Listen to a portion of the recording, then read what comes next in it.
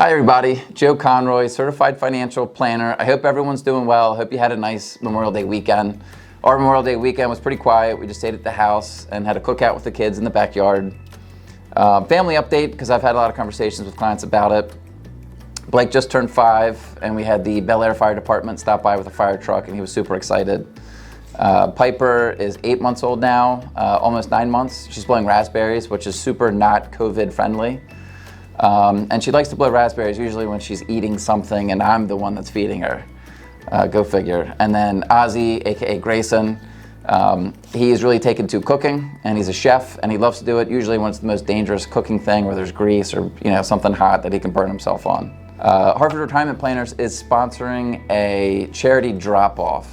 We've partnered with Found in Faith. They're a local nonprofit here in Harford County. They match folks in need. They're vetted. They're usually by referral only with good secondhand furniture, the kind of stuff that you'd give maybe your kid going off to college or a family member who's maybe going out on their own. Good household items, lamps, stuff like that. So there's going to be a drop-off that is Saturday, June 13th. I'll put some information on the screen and you can always email me if you have some questions about it, but we're super happy to sponsor that event. We've seen the work that they do firsthand, the people they help. It's fantastic, it's local, it goes right to where it's supposed to go without all these layers of bureaucracy. So can't say enough good things about them. So on the business side of things, all my clients, and if you're not a client, any investor, as we've experienced this market event, I would encourage everybody while it's still fresh, let's go back to the end of March and let's really think about how we felt as investors during those times. It was very difficult. Every piece of news was bad.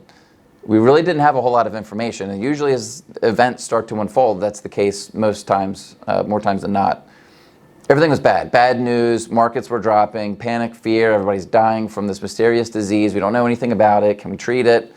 And I don't want to rehash and go through, the bad again, but we need to go back and remember that because you know what? It's not going to be the last event that we've had as long-term investors. We've had housing bubbles, we've had terrorist events, we've had all kinds of things in the past, and we will have something in the future.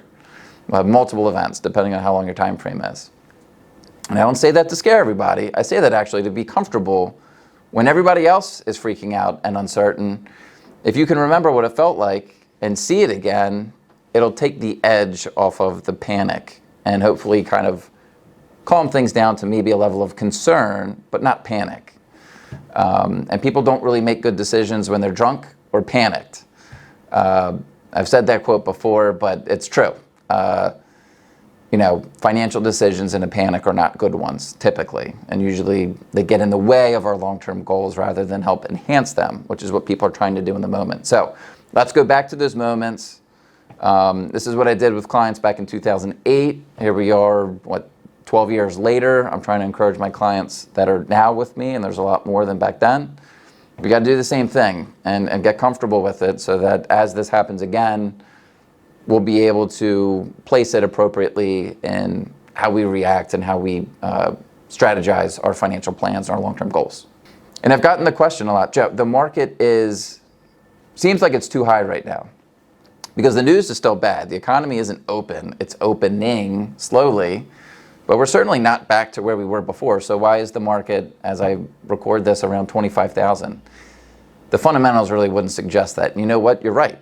I don't think the fundamentals, if you take a look at today with 30 million plus unemployment and all the bad news out there, it really doesn't seem like a justified number. But that is discounting one of the major factors when we look at market pricing. Fundamentals usually show you what the long-term approach is going to be, but we can deviate off of that from short-term time frames. And that is not the economy, but the economics of the market. And the market, it's supply and demand. That's the economics of it, right? So we have a certain number of stocks, and when nobody wants them because COVID's ravaging the headlines and things like that, and taking a very serious toll on the country, there's really not much demand for stocks. If anything, a lot of people are dumping them if just holding on to it. But very few people had the ability or the courage to go in and buy stocks. So what happens when you don't have many buyers and everybody wants to sell? Prices go down. And the prices go down perhaps lower than where the fundamentals would suggest. I think that's kind of what we saw here at the end of March. So Now what do we have is we've got more people saying, look, I can see some light at the end of the tunnel here. It's getting brighter every day. I'm actually sitting in traffic sometimes, and we don't like traffic, but it's a sign that things are starting to get back a little bit. And that would suggest that people say, I don't want to be the last person to rebuy my portfolio, my stocks, whatever the thing might be. And people are there's more demand for stocks, and there's a certain amount of supply at this point. So by more people buying stocks, and as those prices come in, more buyers come in, it keeps propping up the stock market valuations. So that's an important one to consider. It's not just the fundamentals, it's also the economics, the supply and demand that determine what the final price of stocks and the market in general will be. So are we totally out of it? No. There's going to be, I think it would be a stretch to say that something's going to come through and totally wipe out any confidence that we've built up over the last couple of months. But I really have a tough time seeing retesting the lows that we had. I don't know that we're going to see Dow 18,000 again. It would take something very serious and a major surprise to everybody for that to happen. Is this the lowest point in the market? It'd be tough to say yes or no. I don't know. Short term, that's why I don't make those guesses. I wouldn't be surprised if we drop a little bit as we go to recovery, but it's certainly possible. But I don't really focus on the short term, as I'm sure everybody watching this video understands by now. I'm looking at the long term. Because if you've hired me to help you as your financial advisor, you've hired me to view your long-term goals and match them with the appropriate investments.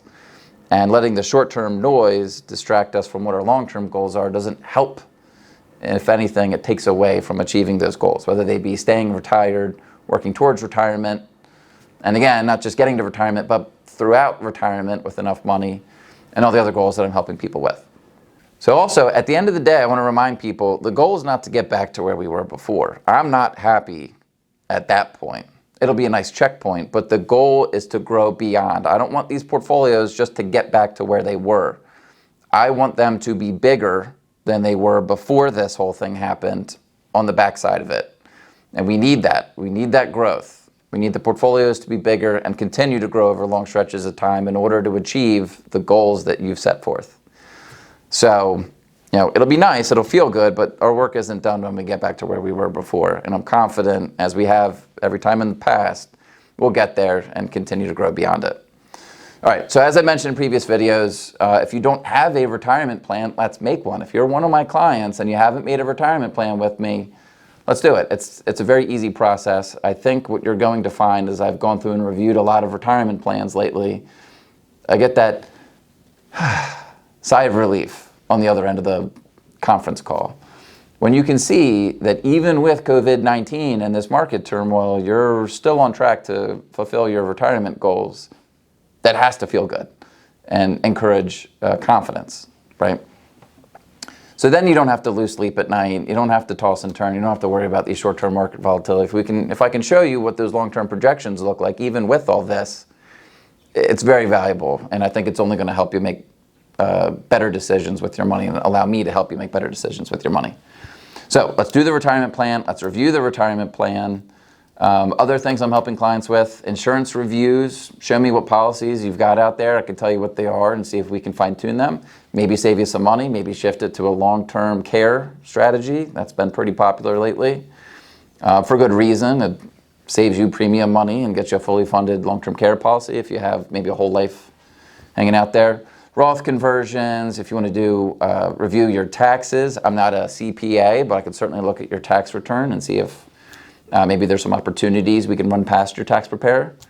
There's a lot of different things that we can do to help you, and I think this is a good opportunity in time because we've got a little bit more time than we probably normally would as things get back to normal.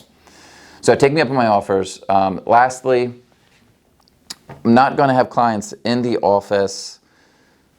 I don't know when, and I don't know when people are going to feel comfortable coming in here, but I am comfortable coming to you. So house calls. I've done a couple, and don't be shy. Say, Joe, if you have anything in the next couple of weeks where you're going to be around my area, let me know, and I'll schedule stuff around it. If I don't have something, I'll make a day full. And I'm a little bit of an extrovert, and I miss seeing my clients. I really enjoy that face-to-face interaction. Even if our faces are 6 feet or greater apart, I think it'll start to feel a little bit more normal, and I really miss that. So I hope people take me up on my offer for house calls. And everybody's at a different point in this recovery process. Some people are totally back to normal. I'm not wearing masks. I think it's all, whatever. And other people, risk factors, whatever the case might be, still wiping down groceries, keeping it really close circle. And I'll respect wherever you are in that spectrum. I'm probably right in the middle. I'm not going to be, I'm going to follow the guidelines, and I don't need to be a trailblazer when it comes to being the first person to whatever. But I'm happy doing phone calls. We've done some golf. So if you're a golfer and you want to get out there and you want to feel better about your golf game, let's plan a tee time. Let's get out there and be able to catch up a little bit in person. I think it'd be great if we could. So anyway, as always, if you have questions, please let me know if there's anything I can help you with. Do not hesitate to reach out to me. I'm very happy to help everybody. And as always, thank you for watching.